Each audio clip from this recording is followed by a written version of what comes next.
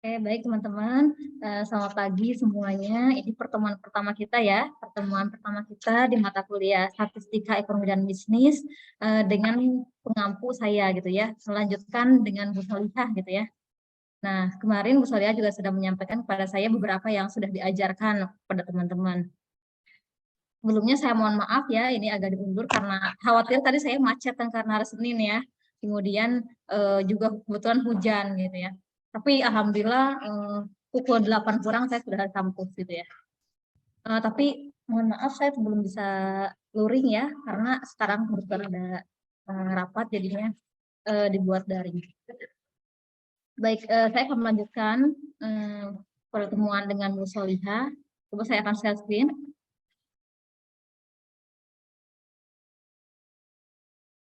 Lihat belum share screen-nya? Terlihat, Bu. Sebentar, ini baru 57 yang hadir. Baik, mungkin sebentar sebelum saya masuk ke materi supaya nanti sambil nunggu yang lain hadir terlebih dahulu ya. Saya masuk pendahuluan terlebih dahulu. Jadi teman-teman, pada sebelum UTS, teman-teman itu sudah belajar terkait statistika deskriptif ya. Seperti bagaimana pengumpulan data gitu ya, kemudian pengolahan data sampai dengan membuat sebuah informasi gitu ya. Tapi untuk setelah UTS sampai dengan UAS, teman-teman ini akan belajar terkait statistika inferensia ya. Jadi lebih bagaimana statistik itu untuk menjadi sebuah putusan gitu ya. Nah, dalam pertemuan statistik dari setelah UTS sampai UAS, insya Allah nanti ada praktisi BPS juga yang mengajar ya. Saya sudah daftarkan 2 kelas ini juga ke statistik ke BPS ya. Orang BPS nanti akan mengajar, nanti saya akan kabarkan pertemuan berapa aja mereka mengajar gitu ya. Nanti saya akan kabarkan ke Bella dan ke Adelia gitu ya.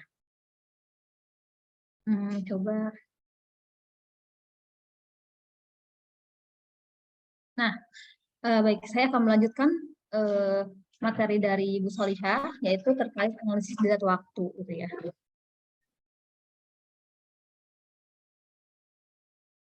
Ini udah sebentar ya. Sebentar saya charger dulu ya.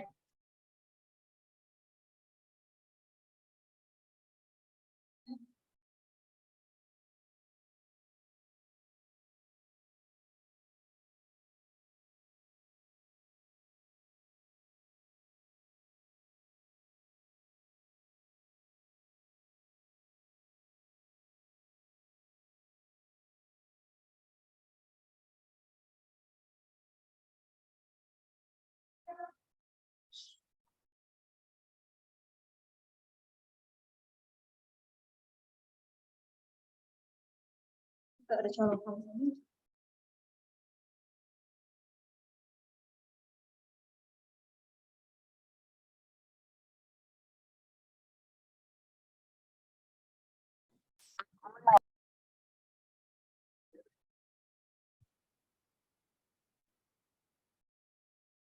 Ya baik. Ada charger. Nah, teman-teman, pada hari ini kita akan belajar terkait analisis data waktu gitu ya. Ini boleh yang bisa on cam ya. Masa saya on cam, teman-temannya malah off cam. Silakan yang bisa on cam, on cam.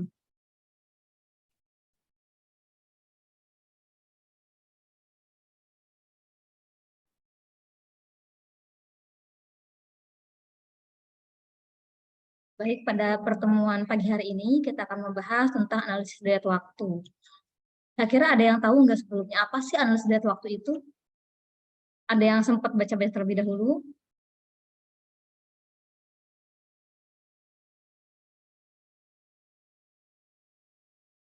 Ya. Nah, di sini ada pendahuluan, jenis-jenis pola data, komponen data dari data waktu, tren linear, dan metode perhitungan data tren. Nah, pertama, jenis-jenis data. Sebelumnya kan teman-teman sudah belajar dengan Bu Solihah ya terkait apa itu data gitu ya. Kenapa sih kita ini perlu data gitu ya? Tentu yang namanya statistik itu tidak akan jauh dari yang namanya data gitu ya. Karena statistik ini kan adalah kumpulan dari data gitu ya. bagaimana cara kita mendapatkan data gitu ya, dari mulai mencari data, kemudian mengumpulkan data, mengolah data, sampai dengan menyajikan data tersebut menjadi sebuah informasi gitu ya. Nah, kemudian apa sih jenis-jenis data gitu ya? Tentu data itu bukan hanya satu jenis saja gitu ya. Data itu bisa dilihat dari jenis waktunya misalnya ya. Secara jenis waktunya data itu bisa ada data cross section, data time series, dan data panel gitu ya. Sebelum saya masuk sini, saya akan menyebutkan dulu jenis-jenis data yang lain. Sebelumnya, kalau dari cara memperolehnya, data itu terbagi menjadi dua kan. Pertama data primer, kedua data sekunder. Sudah pernah belajar dengan Bu Solihah itu? Sudah belum? Tentang data primer atau sekunder? Coba Bella, pernah dengar dari Bu Solihah data primer atau sekunder?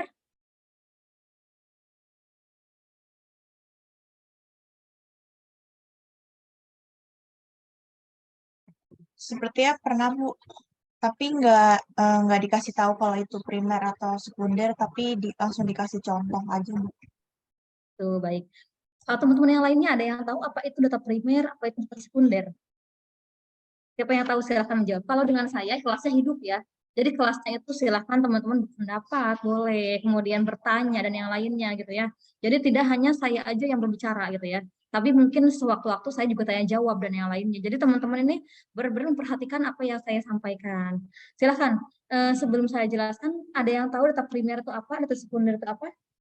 Kalau data primer itu yang real time gitu nggak Bu? Yang apa waktunya tuh dalam waktunya real time gitu. Kalau misalnya data sekunder itu biasanya berhubungannya sama masa lalu atau bersifatnya udah tetap gitu Bu. Baik, saya luruskan ya. Jadi terima kasih Bella atas jawabannya. Saya silakan teman-teman mau jawabannya seperti apa yang teman-teman ketahui silakan saja gitu ya. Jadi saya luruskan, kalau untuk data secara cara memperolehnya itu ada data primer, data sekunder. Apa sih itu data primer? Data primer itu data yang kita peroleh langsung dari lapangan, gitu ya. Misalnya, contohnya Bella mau membuat sebuah penelitian terkait misalkan terkait perkembangan UMKM di Indonesia gitu ya. Nah, misalkan Bella ingin mempunyai data untuk UMKM di wilayah Bella sendiri gitu ya, di dekat rumah ataupun di satu desa ataupun satu kota gitu ya. Maka dengan hal itu ketika ingin mengetahui perkembangan UMKM di daerah tersebut, maka Bella sebagai peneliti ini membuat suatu kuesioner gitu ya. Kemudian kuesioner ataupun angket itu dibagi-bagikan gitu ya kepada responden. Nah, itu data primer gitu ya. Gitu. Berbeda dengan data sekunder. Kalau data sekunder itu teman-teman bisa mengambilnya langsung dari website pemerintah yang resmi. Misalnya apa? Misalnya Vera sedang ingin meneliti terkait perbankan di Indonesia gitu ya. Nah, maka untuk mengetahui terkait data perbankan, Vera bisa aja nggak usah ke perbankan langsung gitu ya. Tapi Vera bisa masuk ke website OJK ataupun Bank Indonesia gitu ya. Di situ kan banyak data status perbankan Indonesia. Nah, di situ itu namanya data sekunder gitu ya. Jadi kalau data sekunder itu ada kita peroleh dari penyedia data gitu ya, dari misalkan dari BPS gitu ya, ataupun misalkan Adelia ingin membuat penelitian terkait pertumbuhan penduduk di Indonesia gitu ya. Maka karena luas cakupannya, Adelia ini misalkan mengambil data dari BPS gitu ya. Kan ada kan pertumbuhan penduduk di Indonesia gitu ya. Nah, itu namanya data sekunder. Sampai sini paham nggak teman-teman? Apa yang dimaksud dengan primer dan sekunder? Paham Bu? Paham, Bu. Itu ya. Baik, kemudian tadi dibedakan secara memperolehnya. Sekarang bagaimana jika kita bedakan secara jenis waktunya, gitu ya, menurut waktunya. Pertama ada data cross section, kedua data time series, dan ketiga data panel, gitu ya. Pertama dari data cross section terlebih dahulu, ini terdiri dari beberapa objek dalam waktu tertentu. Contohnya apa? Misalnya contohnya Bella ingin membuat penelitian terkait provinsi-provinsi yang ada di Indonesia yang terdampak oleh COVID-19 gitu ya. Dan maka misalkan beberapa objek tersebut provinsi-provinsi itu. ada 34 provinsi, berarti ada 34 objeknya. Dalam waktu tertentu, waktunya apa? Waktunya saat COVID itu. Waktunya saat tahun 2020 misalkan, saat boomingnya gitu ya, saat terjadinya COVID gitu, tinggi-tingginya gitu ya. Jadi ada beberapa objek, beberapa provinsi dalam waktu yang tertentu gitu ya. Misalnya 34 provinsi dalam tahun 2020. Ataupun misalkan ingin melihat beberapa kinerja perusahaan, beberapa perusahaan dalam waktu tertentu, misalkan ingin melihat dampak dari COVID terhadap perusahaan tekstil misalkan. Jadi perusahaannya banyak, tapi waktunya tertentu, tahun 2020 aja gitu ya. Itu namanya data cross-section. Ada lagi yang namanya data time series. Kalau time series ini dilihat waktu, yaitu data yang dikumpulkan dalam periode tertentu. Contohnya apa? Misalkan contohnya saya gitu ya, ingin melihat perkembangan perbankan syariah di Indonesia dari tahun 91 awal berdirinya Bank Syariah di Indonesia ya, 91 sampai dengan tahun 2023 gitu ya. Gimana sih perkembangannya? Itu namanya data waktu time series gitu ya. Saya perbankan syariah objek tertentu tapi waktunya banyak gitu ya. Waktunya dari dia berdiri 91 sampai dengan 2023 ini gitu ya. Itu namanya time series. Kemudian yang ketiga ada data panel. Kalau data panel itu data yang menggabungkan antara data cross-section dengan data time series gitu ya. Jadi objeknya banyak dengan waktu yang banyak. Misalnya contohnya ingin melihat perkembangan beberapa lembaga keuangan syariah di berbagai negara gitu ya dalam beberapa waktu tertentu gitu ya. Itu namanya data panel.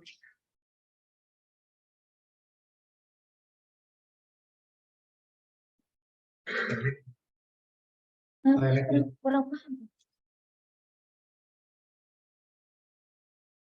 Oke, sampai sini paham? Silakan ya jika teman-teman ada yang ingin tanyakan, silakan untuk bertanya saja gitu ya. Oke, saya lanjutkan. Nah, sekarang yang akan kita bahas di antara tiga data ini adalah data time series ya, data dayat waktu. Ini sudah pernah dibahas belum oleh Bu Solihah?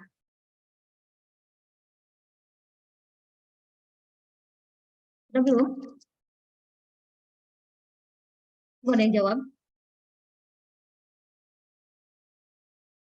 Data time series ini sudah dibahas? Sudah Bu, sudah pernah Bu.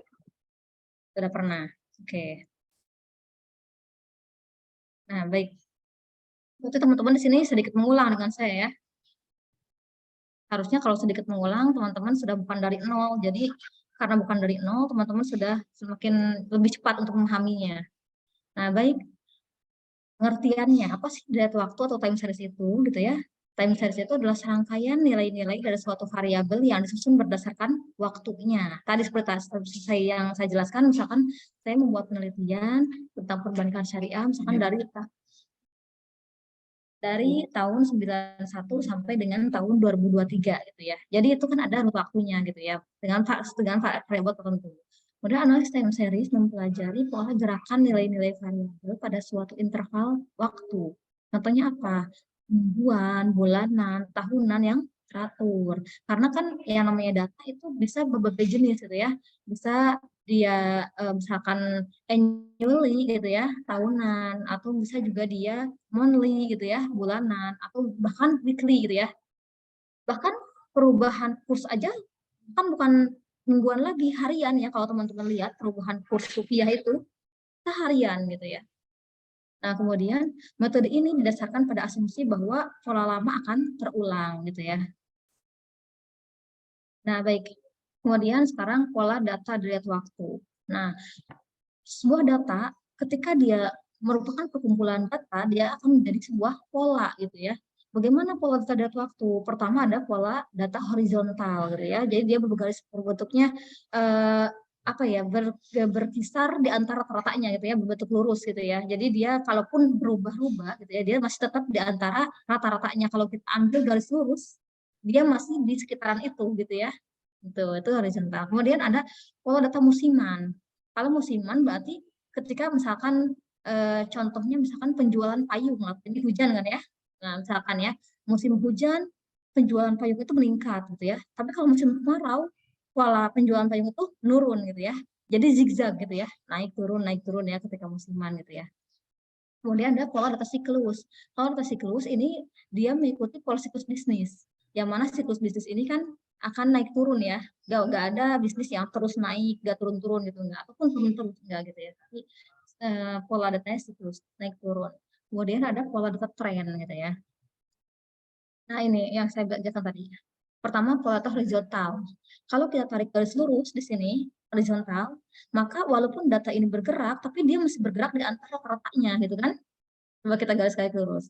Kemudian yang kedua pola data musiman. Tadi seperti yang saya sebutkan, misalkan penjualan payung gitu ya, misalkan pada saat musim hujan dia naik gitu ya, pada musim kemarau dia turun, kemudian nanti musim hujan lagi naik dan yang lainnya terus ya. Ataupun misalkan pertanian gitu ya, pertanian misalkan pada musim-musimnya panen gitu ya, dia naik, kemudian musim kemarau turun dan seterusnya. Kemudian ada pola data siklus. Pola data siklus ini ya seperti siklus bisnis, dia ada naik turunnya gitu ya, berbentuk gelombang gitu ya. Kemudian ada pola tren. Misalnya tren ini bisa tren menaik ataupun tren turun gitu ya. Jadi tren itu bisa naik terus, bisa turun. Misalnya apa? Misalnya yang ini naik terus ya. Misalnya naik terus itu misalnya biaya hidup lah ya. Biaya hidup karena setiap tahun inflasi kan, maka semakin tahun semakin naik terus gitu ya. Maka trennya seperti ini gitu ya. Misalkan di sini tahun misalkan ya, kemudian di sini biaya hidup gitu ya. Jadi biaya hidup dengan berjalan tahun itu semakin meningkat. Nah, kemudian ruang lingkup analisis waktu, ini ada smoothing, pemulusan, ada modeling, pemodelan, ada forecasting, peramalan gitu ya. Nanti kita bisa lihat. Kemudian apa sih manfaatnya gitu ya? Tentunya kalau kita belajar sesuatu kan kita pengen tahu apa sih manfaatnya ya kan? Bukan hanya belajar suatu ilmu tapi kita nggak tahu buat apa gitu kan. Nah, analysis time series dapat diperoleh ukuran-ukuran yang dapat digunakan untuk yang pertama membuat keputusan saat ini. Nah, pertama dengan adanya data time series ini, kita misalkan seorang pengusaha gitu ya, melihat kondisi perekonomian saat ini, misalkan penjualannya semakin turun gitu ya, maka dia bisa membuat keputusan bahwa dia akan mengurangi produksinya gitu kan. Nah, gitu ya, dengan adanya data penjualan gitu ya. Jadi membuat keputusan saat ini. Kemudian apa yang kedua? Peramalan gitu ya, ataupun forecasting gitu ya. Jadi misalnya ketika sebuah perusahaan, dulu saya sempat mengajar mata kuliah anggaran perusahaan gitu ya. Jadi anggaran perusahaan itu kan biasanya suatu perusahaan itu perlu memperoleh data penjualan untuk dia menentukan produksi berikutnya gitu kan. Nah, maka dengan adanya data penjualan gitu ya, kemudian kenaikan inflasi dan yang lainnya, maka dia bisa membuat ramalan untuk ke depan. Kira-kira forecastingnya berapa biaya yang dibutuhkan, kemudian berapa produksi yang perlu dilakukan dan yang lainnya gitu ya. Kemudian yang ketiga adalah merencanakan masa depan gitu ya. Nah, dengan adanya forecasting, dengan adanya keputusan saat ini gitu ya, maka si produsen tersebut pun bisa membuat perencanaan untuk masa depannya gitu ya. Bagaimana untuk 4 tahun ke depannya gitu ya. Sampai sini ada yang tanyakan terlebih dahulu atau cukup jelas?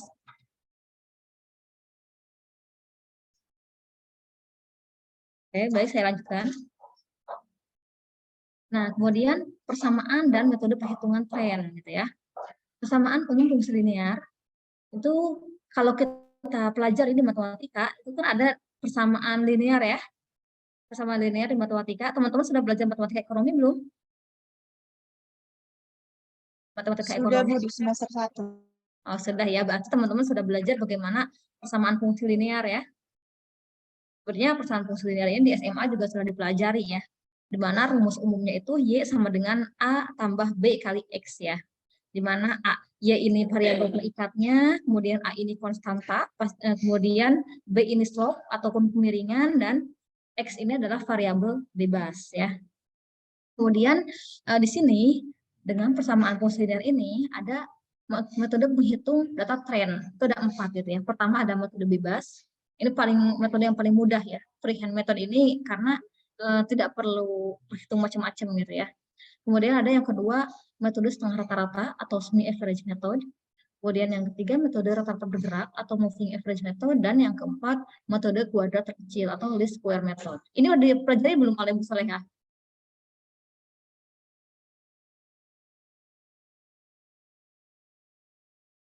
Udah belum?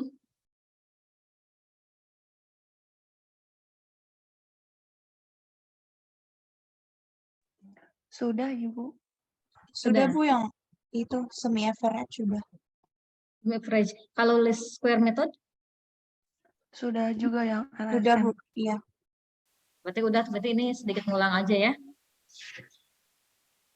Nah, sebenarnya kalau teman-teman yang saya ajar dari sebelum pertemuan UTS gitu ya, hampir setiap hari mereka saya berikan tugas gitu ya, hampir setiap pertemuan gitu ya. Dan tugasnya itu individu gitu ya. Jadi dari apa yang saya jelaskan gitu ya, kemudian mereka saya berikan tugas dan dikumpulkan maksimal seminggu sebelum maksimal pada sebelum pertemuan berikutnya sudah terkumpul semua gitu ya. Jadi saya harap teman-teman juga nanti seperti itu gitu ya. Nanti PJ boleh misalkan nanti saya berikan link Google Classroom-nya. Nanti saya akan berikan tugas per individu. Setiap pertemuan dengan saya akan berikan tugas dan kemudian teman-teman akan mengerjakan kumpulkannya waktunya seminggu. Yang penting sebelum pertemuan berikutnya tugas tersebut sudah terkumpul gitu ya. Pertama ada metode bebas, kedua metode setengah rata-rata, ketiga metode rata bergerak, dan yang keempat ada metode kuadrat terkecil. Kemudian di antara empat metode ini, yang paling sering kita gunakan adalah metode kuadrat terkecil, least square method ya. Di antara empat ini, kalau 1, 2, 3 jarang ya. Pertama kita bahas persatu ya. Pertama metode bebas dulu atau freehand method gitu ya. Ini saya buat langkah-langkahnya gitu ya, supaya tidak supaya teman-teman gampang lah tinggal baca gitu ya kalau misalkan lupa. Pertama metode ini sangat sederhana dan tidak memerlukan perhitungan. Seperti yang saya jelaskan ya bahwa metode freehand method ini paling sederhana di antara metode yang lainnya karena tidak perlu menghitung gitu ya. Kemudian data hasil pengamatan kita gambarkan dalam suatu titik pencar. Kemudian kita tarik garis lurus secara bebas melalui titik tersebut gitu ya. Kemudian yang ketiga, arah garis tersebut sesuai dengan letak titik-titiknya. Dan yang keempat, metode ini menghasilkan tren yang kasar dan bersifat subjektif. Mungkin kalau teman-teman baca langkah-langkahnya ini belum terlalu, apa sih maksudnya gitu ya. Tapi nanti kita akan bahas selanjutnya untuk praktiknya. Ini contohnya ya. Ini misalkan ada data jumlah pelanggan suatu perusahaan gitu ya. Misalkan tahun 2015 sampai dengan 2020. 2015 jumlah pelanggannya 4,2 juta gitu ya, 2016 5 juta, 2017 5,6 juta, 2018 6,1 juta, 2019 6,7 juta, dan 2020 7,2 juta gitu ya. Nah, kemudian bagaimana cara menggambarkannya? Kalau freehand method gampang, kita tinggal buat titik di setiap datanya ini. Misalkan ini 2015 dengan datanya 4,2 berarti di sini gitu ya. Kemudian 2016 5 berarti di 5 gitu ya, 5 2016. Kemudian 2017 5,6 dan seterusnya, kemudian tarik garis lurus. Gampang ya? Nah, ini untuk freehand method. Kemudian yang kedua ada metode setengah rata-rata. Nah, tahapannya pertama bagi data deret waktu menjadi dua bagian. Bila tahunnya ganjil, kita dapat membagi ke dalam dua bagian yang sama dengan tidak memasukkan tahun yang berada tengah. Yang kedua, hitunglah semi total setiap bagian dengan jalan menjumlahkan nilai-nilai deret waktu dalam tiap-tiap bagian. Boleh lah, ini cara-caranya boleh teman-teman baca sendiri nanti ya. Nanti saya akan perlihatkan praktiknya langsung ya. Nah ini, contohnya ini ya, metode setengah rata-rata. Ini ada data seperti yang tadi. Datanya kan genap ya. Nah, berdasarkan data di samping, carilah pertama berapa persamaan trennya, kedua hitung tren setiap tahunnya, dan yang ketiga berapakah perkiraan jumlah pelanggan tahun 2022. Dengan mengetahui data sampai 2020, kita bisa membuat forecasting untuk 2022 gitu ya. Pertama kita buat persamaan trennya. Tadi kan kita sudah tahu ya persamaan tren seperti apa. Y sama dengan A tambah B kali X ya persamaannya. Nah, tadi di sini kan ada data genap ya. Ada data 6 tahun. 12, 16, 17, 18, 19, 20. Berarti ini datanya genap. Bisa aja datanya ganjil gitu ya. Nah, kan datanya genap, karena ini metode setengah rata-rata, kita bagi dua. 15, 16, 17, 18, 19, 20. Kemudian di jumlah pelanggannya seperti yang tadi. Kemudian kita buat semi total ya. Semi total ini kita totalkan, dijumlahkan 14,80 dan yang ini kita totalkan juga menjadi 20,00. Jadi ini adalah semi total. Karena apa? Karena setengahnya gitu ya, setengah bagiannya. Kemudian kata setengah rata-rata. Nah, ini karena ini adalah penjumlahan dari 3 data, berarti semi total ini dibagi dengan 3. Berarti 4,93 gitu ya. Kemudian selanjutnya yang setengah rata-rata kedua, ini 20 dibagi dengan 3, karena 3 data, berarti 6,67 gitu ya. Kemudian kita bisa buat tahun dasarnya, misalkan yang ini kita ambil tahun dasar dengan tahun tengah di bagian pertama, berarti 2016. Kalau yang ini kita ambil tahun dasar di tengah yang kedua, berarti 2019 gitu ya. Nah, tahun tengah ini yang tahun dasar itu kita kasih tanda 0 gitu ya. Berarti di sini 0 kan. Kemudian ke bawahnya selisih 1 terus, 1, 2, 3, 4. Kemudian ke atasnya selisih minus 1, kurang 1. Minus 1, kalaupun ada ke atasnya min 2, min 3, dan seterusnya. Ini pun kalau ke bawahnya ada 5, 6, dan seterusnya. Kemudian selanjutnya untuk yang tahun dasar 2019, berarti yang kita nolkan adalah 2019 gitu ya. Kemudian ke bawahnya 1, 2, 3, dan seterusnya. Dan yang ke atasnya min 1, min 2, min 3, min 4 gitu ya. Kemudian pertama kita mencari persamaan trennya terlebih dahulu, tadi tanyakan ya. Nah, pertama kita cari kenaikan total tren. Dari mana ini? Dari sini. Setengah rata-rata ini, kan ini semi average method ya.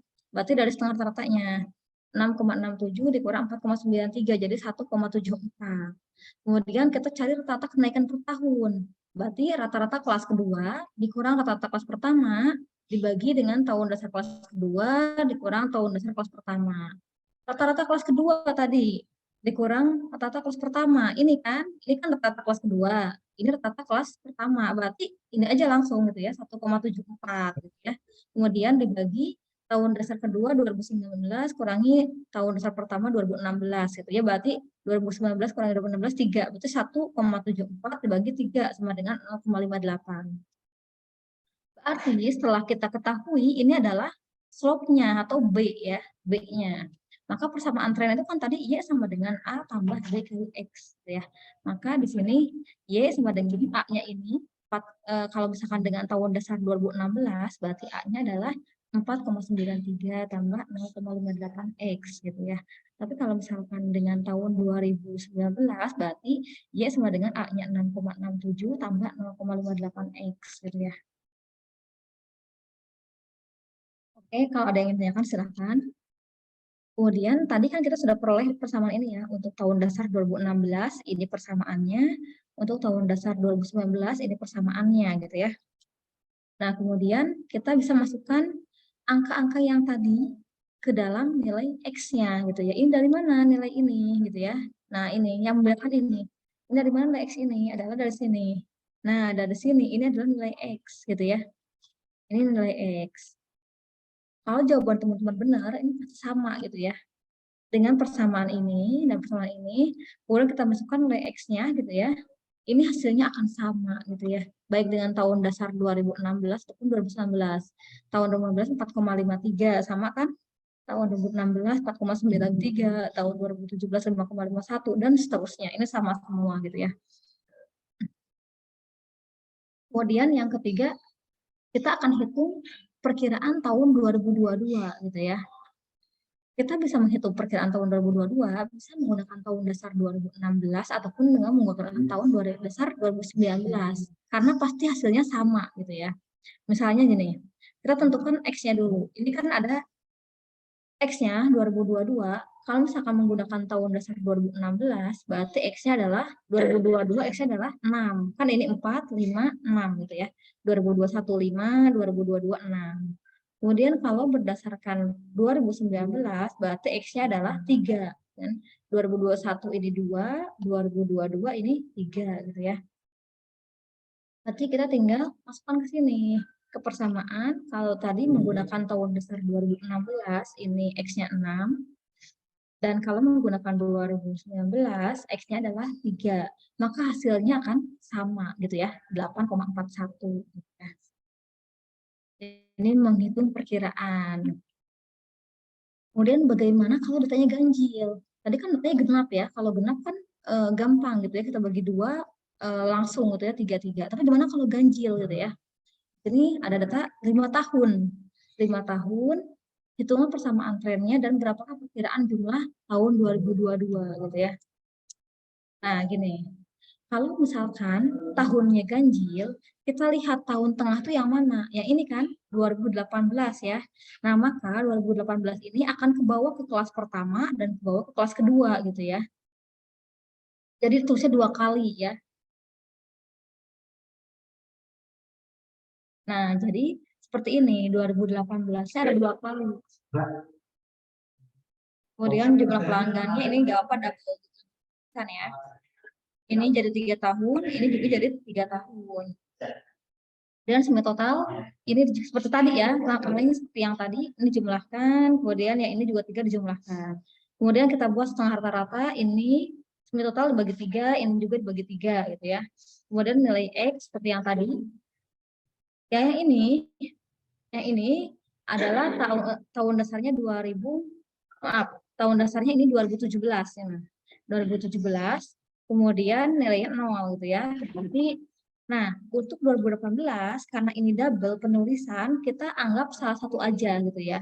Yang kita kasih nomor adalah salah satunya, baik yang ini ataupun yang ini gitu ya, salah satu. Berarti di sini 0, di sini -1 dan seterusnya. Kalau di sini 1, 2, 3 gitu ya.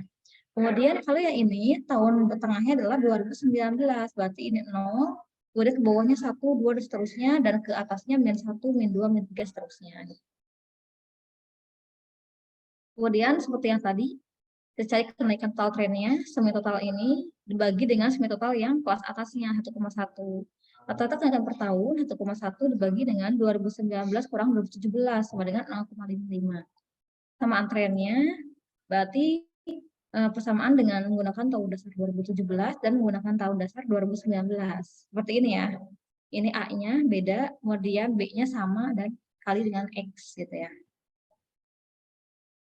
Nah, kemudian menghitung perkiraan tahun 2022. Nah, tinggal hitung seperti tadi. Kita ganti nilai X-nya pada setiap bagian. Di sini ya. Kalau tahun 2022 dengan menggunakan 2017, maaf ya, ini salah ya, 2017 bentar.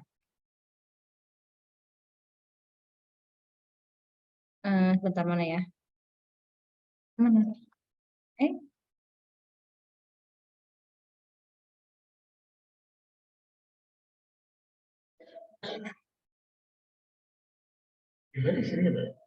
Mana? Iya. Oh, sini Pak, ini pembicara. Oke.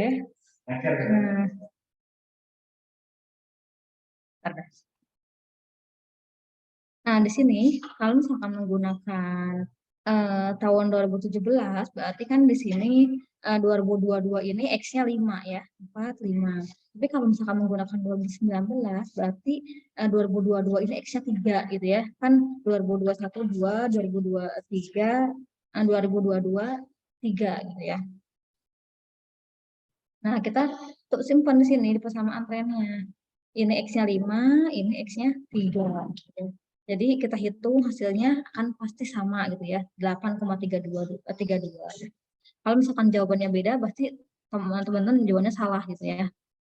Ya, karena seharusnya sama gitu ya.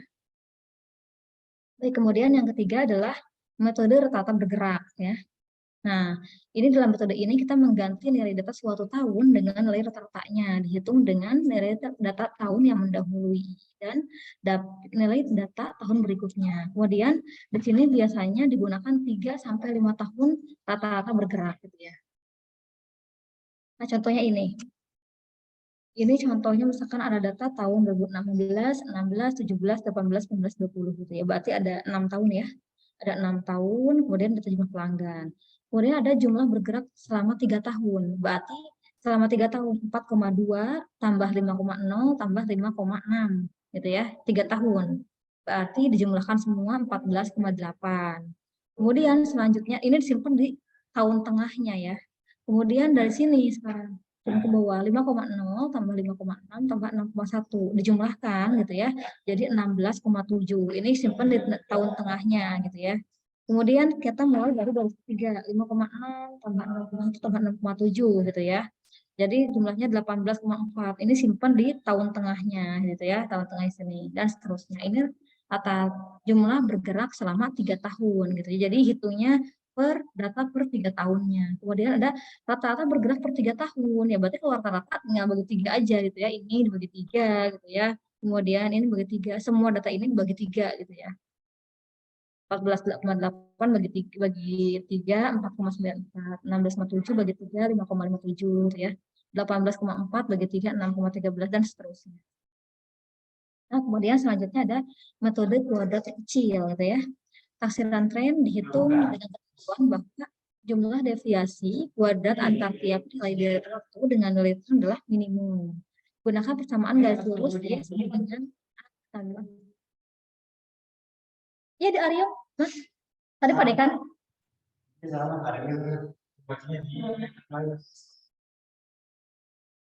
Tadi Pak Dekan membuka dulu di sini. Pak Dekan membuka dulu, Pak Arion katanya. Oke. Nah, contoh ya, ini saya akan berikan contoh dengan metode kuadrat terkecil atau least square method. Ini dengan data ganjil dan data genap, gitu ya. Karena ada sedikit perbedaan ketika kita membuat data ganjil dan data genap. Pertama data ganjil terlebih dahulu. Di sini diketahui ada 5 tahun ya. Ada 5 tahun, kemudian di sini juga pelanggannya seperti yang tadi ya. Ada, kemudian hitunglah pertama tentukan persamaan trennya, kemudian berikan interpretasinya, yang ketiga nilai tren masing-masing tahun, dan yang keempat taksir banyaknya pelanggan tahun 2022 gitu ya. Nah, di sini kita tuliskan dulu data yang diketahui tadi ya. Ketahui ini 6 tahun. 5 ya, 5 tahun, maaf. Kemudian jumlah pelanggannya kita jumlahkan. Kalau misalkan di Excel kalian tinggal langsung aja ya sigma dari 2016 sampai dengan 2020 gitu ya. Kemudian ada X, Y, dan X kuadrat gitu ya. Teman-teman bisa ambil X-nya, tahun dasarnya berarti kan tahun yang tengah ya, 0, 2018 ini 0, kemudian ke atasnya 1, ke bawahnya 1, 2, gitu ya, dan seterusnya, ke atasnya -1, -2, dan seterusnya gitu ya. Kemudian X kali Y gitu ya, berarti nilai X ini dikali dengan nilai Y gitu ya. -2 kali 5, 10, -1 kali 5,6, -5,6, dan seterusnya. Ini nilai X ini dikalikan dengan nilai Y. Kemudian ini X kuadrat. X kuadrat ini ya berarti setiap X ini dikalikan dengan X ini sendiri. Karena dia X kuadrat, pasti otomatis nilainya selalu positif gitu ya. Karena kan negatif dikali negatif jadi positif ya. Jadi tidak mungkin ada X kuadrat ini negatif gitu ya. Pasti positif semua gitu ya. Menggunakan kaidah matematika gitu ya. Negatif kali negatif jadi positif. -2 kali -2 gitu ya. 4, -1, -1, 1, 0, 1, 4. Kita jumlahkan ya. Ini kita jumlahkan. Ini 0, kemudian ini jumlahkan 5,5, dan ini dijumlahkan 10. Nah, kemudian kita bisa cari alfanya. Tadi kan rumus dari persamaan linear itu kan Y sama dengan A tambah B kali X gitu ya. Jadi kita cari satu persatu. Kita cari alfanya dulu, kita cari betanya dulu, baru kita bisa mencari persamaannya. Alfanya adalah sigma Y dibagi dengan N, di mana N ini adalah populasi gitu ya. Biasanya kalau populasi itu N besar ya. Kalau N kecil itu bisa sampel. Berarti ini sampel ya, 5 perusahaan ini. Berarti sigma Y sama dengan 30,6. Ini ya dari sini ya, teman-teman ya, 30,6 ya. Kemudian dibagi dengan N-nya tadi 5 ya, 5 tahun kan, sama dengan 6,12. Ini alfanya sudah kita ketahui. Sekarang kita tinggal cari betanya. Beta sama dengan sigma X kali Y, kemudian dibagi dengan sigma X kuadrat gitu ya. Nah, tadi X sigma X kali Y 5,5, kemudian X kuadratnya 10. Dari mana? Dari sini ya. Nah, 5,5, X kali Y-nya, kemudian X kuadrat 10. Dari sini. Dengan 0,55. Nah, sekarang kita sudah tahu nilai alfa, nilai beta gitu ya. Maka kita bisa buat persamaan trennya. Berarti persamaan trennya 6,12 tambah 0,55 X gitu ya. Ini persamaan trennya. Sekarang kita buat interpretasinya. Gimana cara kita baca interpretasinya gitu ya. Berarti banyaknya jumlah pelanggan meningkat rata-rata sebanyak 0,55 juta orang per tahun selama periode 2016 sampai dengan tahun 2020 gitu ya cara membacanya. Jadi karena ini kan kemiringan perubahannya itu peningkatannya gitu ya. Oke, kemudian selanjutnya trennya. Kita hitung tren setiap tahun. Nah, kita tinggal masukkan rumus trennya tadi gitu ya. Kemudian ganti nilai X-nya. Nilai X-nya diganti dengan yang sebelumnya kita bahas gitu ya. Ini tahun dasarnya 0, kemudian ini 1, ini 2, dan atasnya min 1, min 2, dan seterusnya. Kemudian kita tinggal hitung.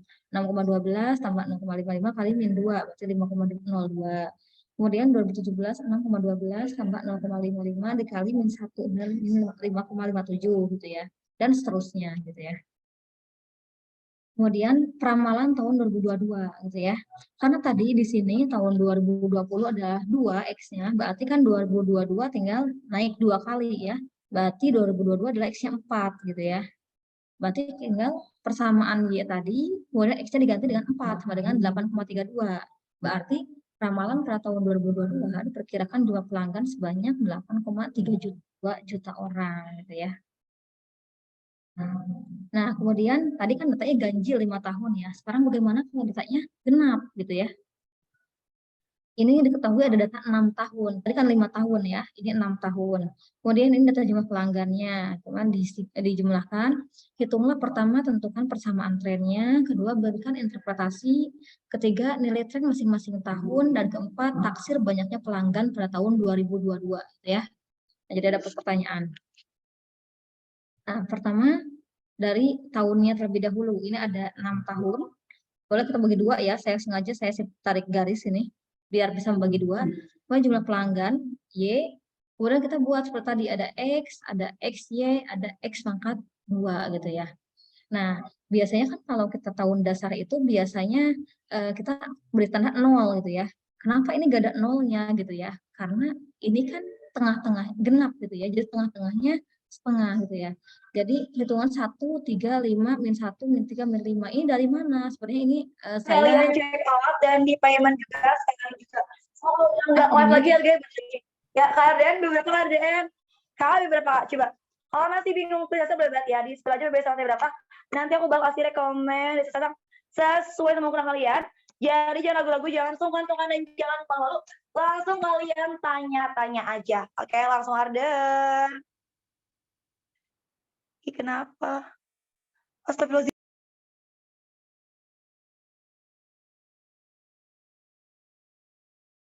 Baik. Kita lanjut ya. Kita lanjutkan ya. Iya, Bu. Lanjutin boleh. Nah, tadi kan saya jelaskan bahwa setiap tahun dasar itu suka diberikan tanda 0 gitu ya. Tapi di sini gak ada nolnya gitu ya. Kenapa? Karena di sini karena datanya genap gitu ya. Jadi kita pertengahannya itu adalah 0,5 gitu ya. Kadang kan kalau misalkan kita punya data genap gitu ya, kemudian kita cari rata-ratanya gitu, nilai tengahnya gitu ya. Nilai tengahnya itu kan berarti 0,5 ke kanan, 0,5 ke kiri, ya kan? Misalkan kita punya baris gitu ya, baris bilangan, kemudian datanya itu genap gitu ya, bilangannya genap. Berarti tengah-tengahnya itu antara angka yang ke kiri dan ke kanan, gitu kan? Paham nggak? Berarti kan angka tengah-tengahnya 0,5, 0,5 ya kan? Nah, supaya kalian tidak bingung 0,5, 0,5 gitu ya. Di sini kan harusnya ke atas 0,5, ke bawah 0,5 ya kan? Nilai tengahnya nih, nilai tengahnya. Nah, maka saya kuadratkan gitu ya supaya kalian tidak bingung. Kalau 0,5 berarti 0, berarti di sini 0,5, terus 1,5, kemudian 2,5 ya kan? Gitu ya. Nah, supaya kalian tidak bingung maka saya kalikan 2 gitu ya. Saya kalikan 2 biar kalian bulat gitu hitungannya. Jadi 0,5 kali 2 kan 1. 1,5 kali 2, 3 gitu kan. 2,5 dikalikan 2, 5 gitu ya. Ke atasnya juga sama gitu ya. Ini kan min 0,5 gitu kan, jadi min 1. Min 1,5 berarti min 3. Min 2,5 jadi min 5 gitu ya. Ini saya kalikan 2 supaya angkanya bulat, supaya kalian nggak bingung kalau cara menghitungnya gitu ya. Kemudian ada XY, seperti biasa XY ini berarti nilai X ini dikali dengan Y ini gitu ya. Nilai X yang ada di tabel ini, kemudian dikali dengan Y. Kemudian X kuadrat seperti tadi berarti nilai X ini dikuadratkan, dikalikan dengan nilai X ini sendiri. Kemudian semuanya disigma ya. sigma Y-nya 34,8, kemudian X-nya 0 gitu ya. Kemudian X kali Y-nya 20,61, X kuadratnya 70 gitu ya, jumlah kesemuanya. Nah, sekarang kita akan mencari persamaan trennya gitu ya. Sama seperti biasanya. Silakan. Oke. Nah, sekarang teman-teman, sekarang untuk mencari persamaan trennya, gunakan persamaan seperti biasa. Y sama dengan A tambah B kali X gitu ya. Karena teman-teman sudah punya komponennya ini gitu ya, jadi teman-teman tinggal memasukkan ke rumus aja gitu ya untuk mencari alfa betanya gitu ya. Nah, alfa sigma Y dibagi dengan N. N-nya tadi kan 6 perusahaan ya. Ini sigma Y-nya 34,8. 34,8 dibagi 6. Sama dengan 5,80 gitu ya. Ini sudah A.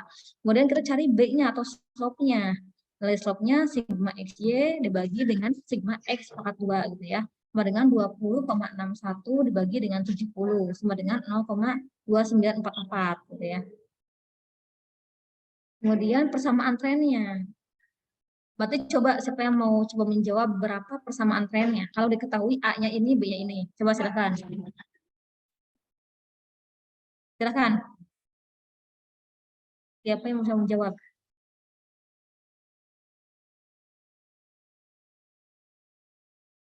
Gimana persamaan trennya? Berarti 5,8 tambah 0,2944 X bukan, Bu?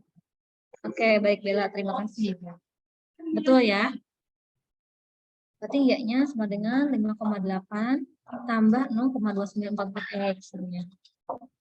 Kemudian sekarang bagaimana interpretasinya? Kita interpretasikan. Coba ada yang mau coba menjawab? Selain Bella, coba tadi Bella sudah. Ya? Gimana interpretasinya?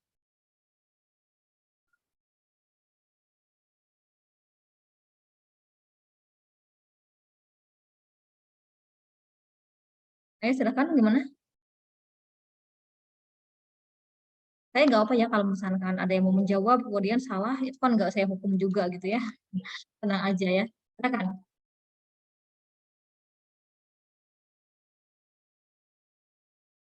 Coba ada yang berani, oke.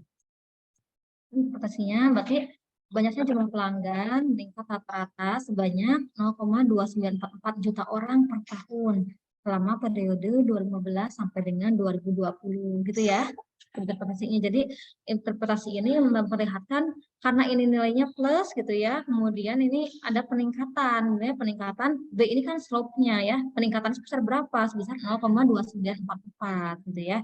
Selama berapa? Selama periode yang kita hitung, berarti selama periode 2015 sampai dengan 2020. Kemudian menghitung nilai tren setiap tahunnya ya. Ini seperti yang tadi ya, kita masukkan nilai X ini ke dalam persamaan trennya ya. Tadi kan persamaan trennya Y sama dengan A tambah B kali X, A-nya 5,8 dan B-nya 0,2944 gitu ya. Kemudian nilai X-nya lah yang berbeda-beda gitu ya. Kemudian sekarang perkiraan tahun 2022 ya. Nah, tadi gini. Ini kan tahun 2025 ya X-nya. Berarti tahun 2021 7. Ini kan selisih 2 ya. 2021 7, kemudian 2023 dan 2022 9 gitu ya. Maka saya hitung 9. Berarti peramalan pada tahun 2022 diperkirakan jumlah pelanggan naik sebanyak 8,45 juta orang gitu ya. Baik, sampai sini ada yang ditanyakan terlebih dahulu. Oke. Sampai sini ada yang ditanyakan? Ini pada kemana ya? 71. Padahal tadi dijumlahin berapa? 70 berapa tadi?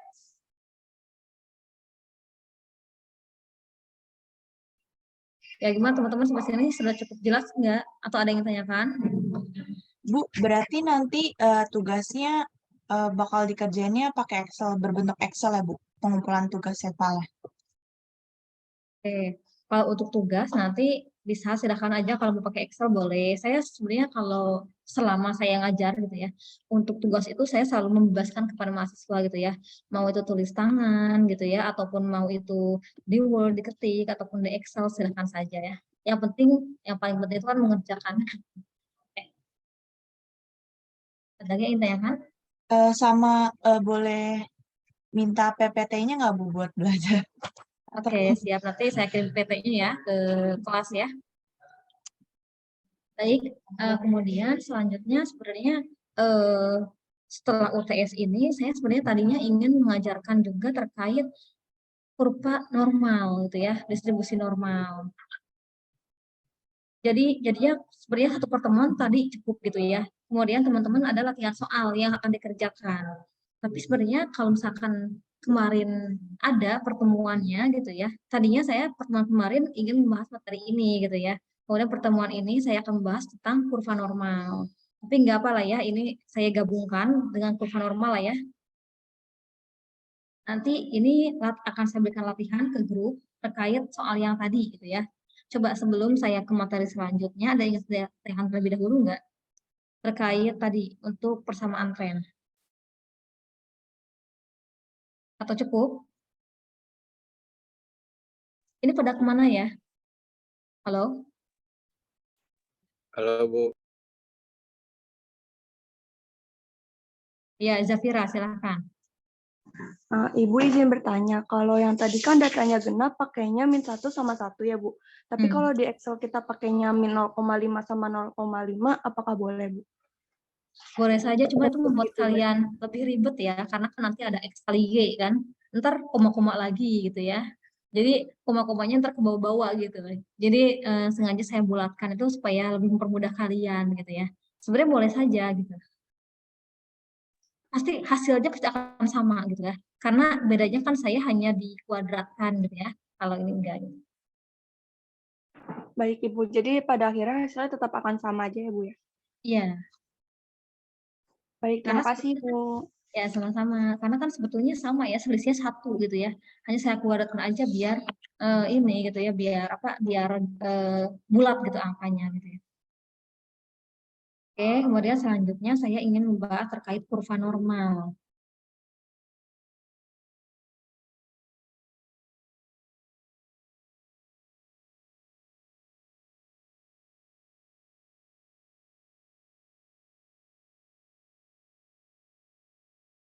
Nah, baik teman-teman, di sini kita akan membahas terkait kurva normal gitu ya. Nah, sebelumnya kan teman-teman sudah belajar terkait data gitu ya, kemudian bagaimana cara mengumpulkan data dan yang lainnya gitu ya. Nah, kemudian sekarang kurva normal, harusnya ini 2 pertemuan ya, yang pada satu pertemuan gitu ya. Tapi belum latihannya gitu ya, karena latihannya juga masih banyak yang mengerjakan. Nah, untuk mengajarkan kurva normal ini sebenarnya teman-teman membutuhkan membutuhkan sebuah sebuah data data Z. Coba nanti saya bagikan ke grup kelas ya. Nah, ada distribusi normal. Jadi kan ketika kita punya data, itu kita akan melihat data kita itu bagaimana gitu ya polanya. Apakah dia terdistribusi normal ataupun tidak gitu ya. Nah, kalau misalkan kurva ini melihat dari kurvanya juga gitu ya. Kalau misalkan distribusi normal gitu ya, maka kurva aja kurva normal gitu ya. Distribusi normal ini adalah suatu alat statistik yang sangat penting untuk menaksir dan meramalkan peristiwa yang lebih luas. Nah, suatu data membentuk distribusi normal bila jumlah data yang di atas dan di bawah min adalah sama gitu ya. Kan sebelum teman-teman sudah ngitung ya berapa misalkan rata-ratanya gitu ya. Kalau misalkan rata-ratanya, simpangan bakunya dan yang lainnya sudah dihitung sebelumnya gitu ya. Nah, kemudian ciri-ciri kurva normal gitu ya. Ini saya langsung dari buku. Ciri-ciri kurva normal yang pertama adalah bentuk kurvanya normal. Nah, bentuk kurva normal itu seperti ini. Jadi dia itu membentuk seperti lonceng terbalik ya. Betul lonceng terbalik di mana kalau misalkan kita ini nilai variabel ini sama gitu antara kanan dengan kiri ini sama gitu ya. Bentuk kurva normal menyerupai bentuk genta atau bel ya. Karena kan kayak gini ya bel sekolah gitu ya. Nah, kurva normal merupakan suatu poligon yang dilicinkan, yang mana ordinatnya memuat frekuensi, yang absisnya memuat nilai variabel. Di sini nilai variabelnya ya. Bentuk kurva normal adalah simetris, gitu ya, simetris antara kanan dan kiri sama kan ya kalau kita lihat ya, tidak ada beda gitu ya. Sehingga luas rata-rata min atau min ya kalian menghitung kan, misalkan kalian punya data berapa sih rata-ratanya gitu kan, kalian ingin tahu gitu ya. Nah, rata-rata antara ke kanan dan kiri masing-masing mendekati 50% gitu ya, memiliki satu modus. Jadi kurva unmodel. Seperti ini bentuknya ya. Kemudian daerah kurva normal. Nah, ruangan yang dibatasi daerah kurva normal dengan absisnya disebut daerah kurva normal, gitu ya.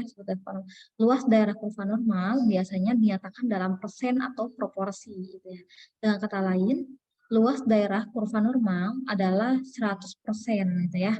Apabila dinyatakan dalam persen dan apabila dinyatakan dalam proporsi, luas daerah kurva normal adalah 1, gitu ya.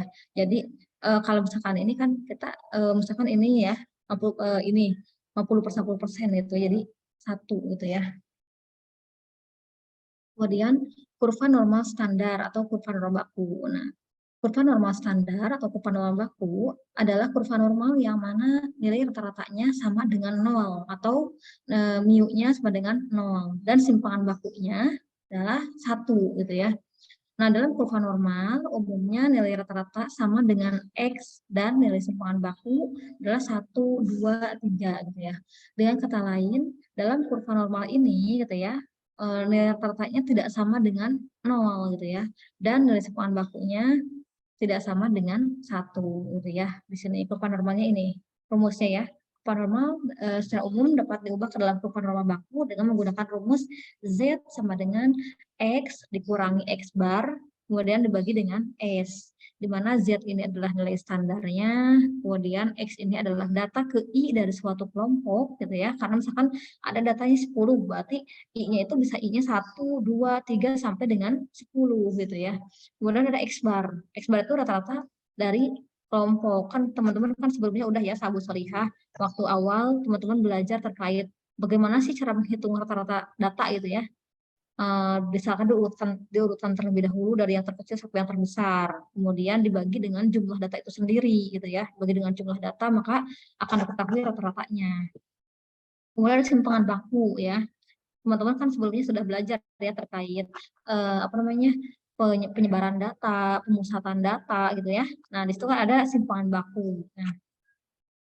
Nah, kemudian penggunaan kurva normal. Untuk apa sih menggunakan kurva normal ini? Nah, contohnya ini langsung, supaya lebih mudah, langsung ke contoh soal aja. Misalnya, ada berat bayi yang baru lahir rata-rata 3,750 gram atau 3,75 kilo gitu ya. Dengan simpangan bakunya 325 gram. Nah, jika berat bayi terdistribusi normal, maka tentukanlah yang pertama, berapa persen yang beratnya lebih dari 4.500 gram, gitu ya. Berarti berapa persen yang beratnya 4,5 kilo, gitu ya. Kemudian yang kedua, berapa bayi yang beratnya 3,5 kilo sampai dengan 4,5 kilo, gitu ya. Jika semuanya ada 10 bayi, gitu.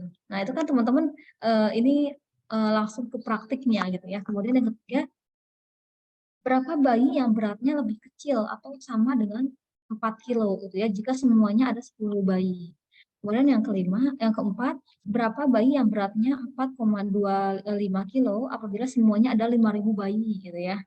Kemudian yang kelima, berapa persen bayi yang beratnya 3,5 kilo. Kemudian yang keenam, berapa persen bayi yang memiliki beratnya 3,25 kilo dan 4,25 kilo. Nah, dengan teman-teman tahu statistik, teman-teman bisa menjawab seperti ini gitu ya.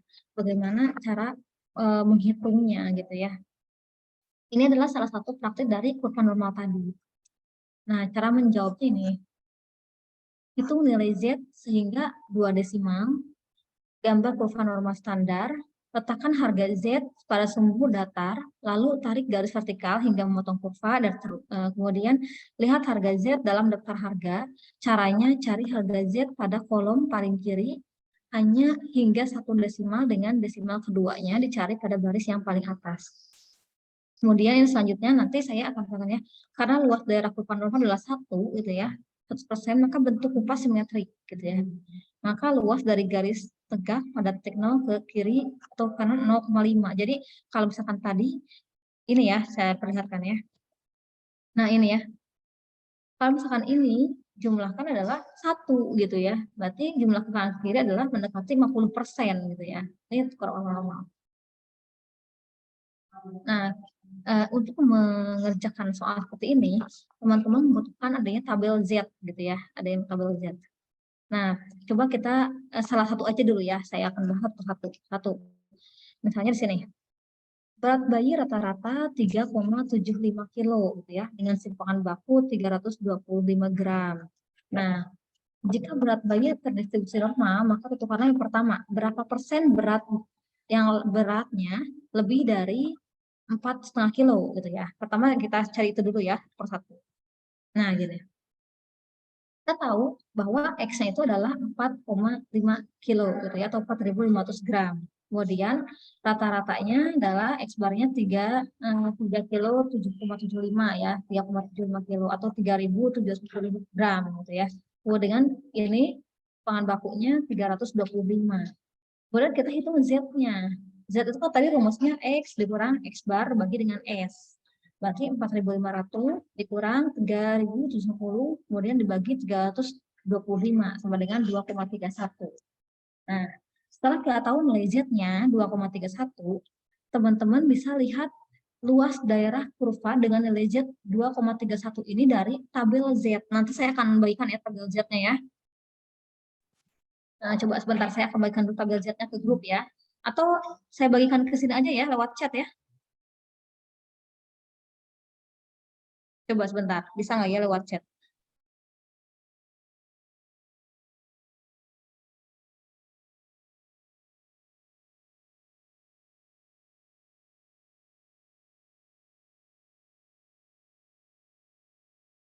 Oh, saya bagikan ke grup aja ya, ke grup kelas, coba saya bagikan.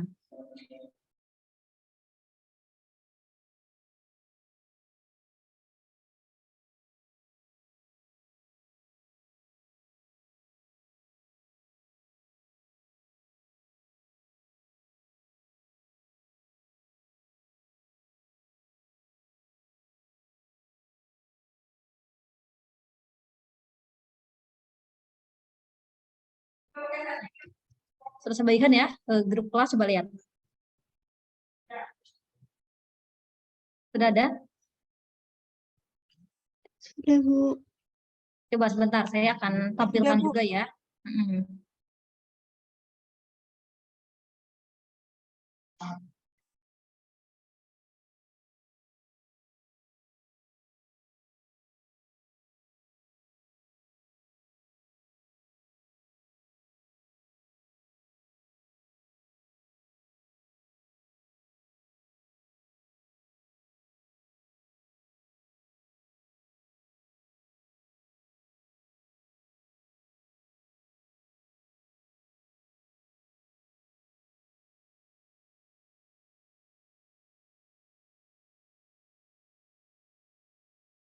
Baik, cara membaca seperti ini ya. Sebentar.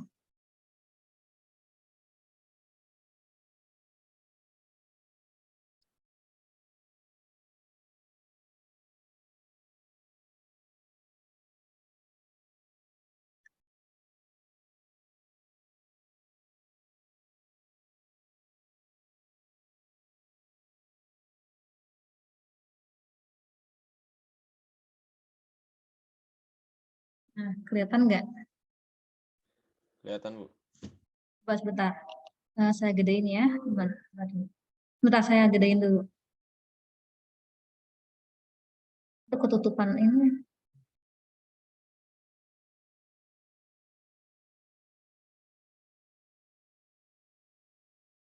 Nah, cara membacanya teman-teman di sini, misalkan tadi ya, misalkan 2,31 tadi ya. Nah, di sini Z-nya 2,3 ya, di sini. Kemudian di sini 0,01. Jadi teman-teman lihat dari pinggir, kemudian lihat dari atas gitu ya. Nah, misalkan di sini Z-nya 2,31. Nah, di sini ya. Ini 2,3, ini 1 gitu ya. Data 0,01 jadi 2,31. Kan ini kan 0,01 ya. Ya, berarti ini adalah 0,4896. Paham nggak? Paham, Bu. Ya.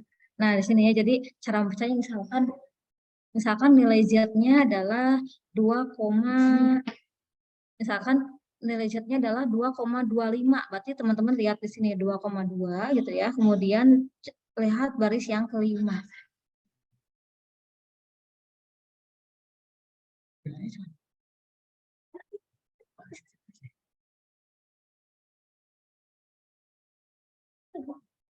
Nah, gitu ya. Jadi teman-teman lihat dari pinggirnya, kemudian lihat dari atasnya. Misalkan 2,25 berarti 2,2, kemudian pinggirnya 0,05 gitu ya, berarti 0,4878 gitu ya. Ini ya, saya sampaikan ke ini. Misalkan teman-teman nilai Z-nya adalah 3,52 misalkan ya, berarti 3,5 ini ya 0,02 gitu ya, berarti 0,4998 gitu ya teman-teman ya. Itu cara membacanya. Saya akan kembali lagi ke yang tadi. Kemana?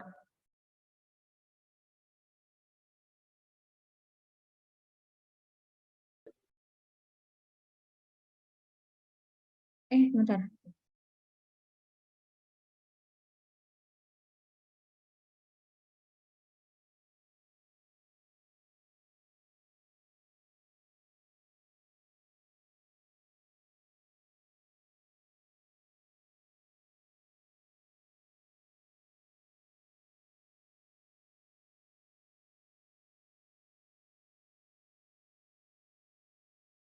Nah, gitu ya. Jadi tadi ini nilai Z 2,31 adalah 0,4896. Ini dari mana? Khawatir teman-teman nanya, ini dari mana Bu? Gitu ya. Ini adalah dari tabel Z gitu ya. Tabel Z dilihat dari sampingnya 2,3 dan kesininya 0,01 gitu ya ke di atasnya. Jadi bayi yang memiliki berat lebih dari 4.500 gram, ada grafiknya ada di sebelah kanan Z 2,31 gitu ya di sini. Luas daerah kurva ini adalah, ini kan setengah ya, 0,5 ya, 0,5 kemudian dikurangi dari 0,4896 tadi ya hasilnya, sama dengan 0,014. Jadi bayi yang memiliki berat lebih dari 4.500 gram ada 1,04% gitu ya. Nah, dari mana itu persentase dari sini? Ini dibuat persentase, jadi 1,04%.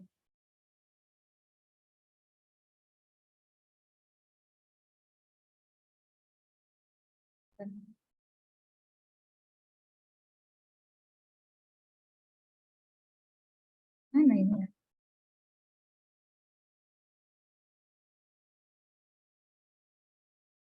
Nah, kemudian yang kedua tadi pertanyaannya apa? Yang kedua, berapa bayi yang beratnya 3,5 gram dan 4,5 gram? 4,5 apa? 3,5 kilo dan 4,5 kilo gitu ya. Jika semuanya ada 10 bayi gitu ya. Nah, sekarang yang B. Kemudian 3.500 dikurang 3.710 kemudian dibagi 325 sama dengan min 0,77 gitu ya, dan nilai Z-nya 2,31 gitu ya. Maka luas daerah kurva dengan nilai Z sama dengan 0,77 adalah, ini dilihat dari nilai Z tadi ya, adalah 0,2794, dan luas daerah dengan nilai Z sama dengan 2,31 adalah 0,4896 gitu ya. Maka grafik bayi yang memiliki berat 3.500 gram dan 4.500 gram ada di antara Z min 0,77 gitu ya, dan Z 2,31 gitu ya.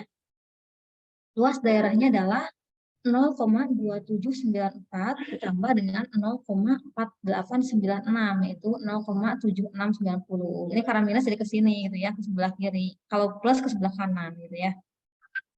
Jadi banyaknya bayi yang memiliki berat badan 4.500 gram kira-kira ada sebanyak 7.690 gitu ya, jika jumlah bayinya 10.000 gitu ya.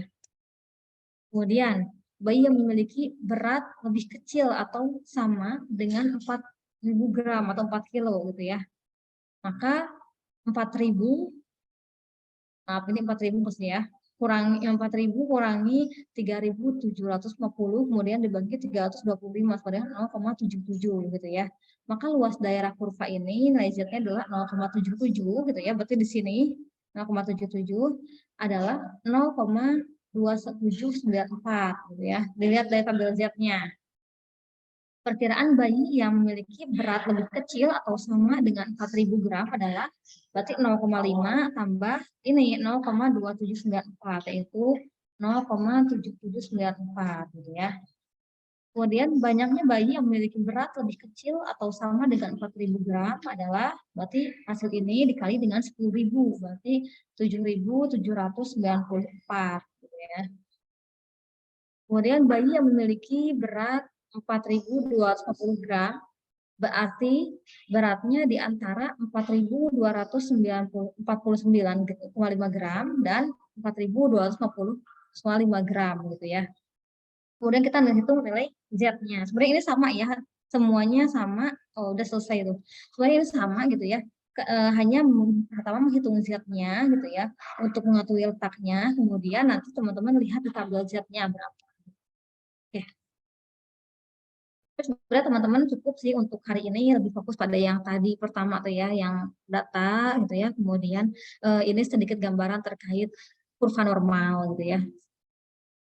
Baik, selanjutnya saya akan membuat latihan gitu ya. Latihan saya akan berikan soalnya ke WhatsApp group ya. Saya akan berikan soalnya ke WhatsApp group. Silahkan selama pembelajaran, kalau teman-teman ada yang ingin tanyakan, silahkan aja, jangan sungkan gitu ya, jangan malu, tanyakan aja di grup. Saya kurang respon kalau menanyakan japri gitu ya, karena kalau misalkan di grup kan bisa teman-teman yang lain tahu juga gitu ya. Jadi nggak beberapa orang nanya gitu ya dengan hal yang sama gitu ya. Nanti saya akan kirimkan pertanyaan ke grup. Silakan jika teman-teman yang belum dipahami, silakan tanyakan. Untuk PPT saya selalu share ke grup juga gitu ya. Nanti akan saya share juga PPT-nya gitu ya. Baik, nanti untuk kuliah praktisi saya akan kabari lagi jika dimulai gitu ya. Akan kabari saya ke Bella ataupun ke Adelia selaku PJ-nya gitu ya. Baik, terima kasih banyak teman-teman atas kehadirannya. Sekarang kita lanjutkan dengan latihan. Saya biasa latihan di WhatsApp group ya, karena supaya teman-teman ini latihannya bebas mengerjakan tanpa sambil nge-zoom gitu ya, nggak sambil nge-zoom, jadi teman-teman bisa bebas mau sambil nyatet-nyatet ngapain silahkan.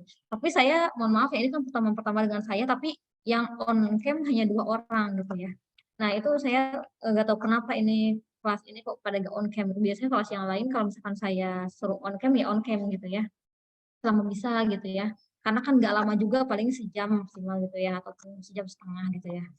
Karena sisanya saya di WhatsApp group gitu ya, nggak lama di Zoom sampai 3 SKS gitu.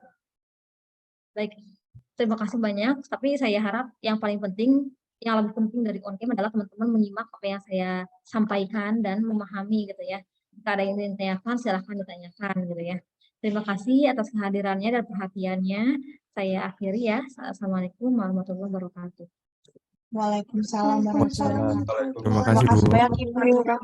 Terima kasih, Bu. Terima kasih, Bu.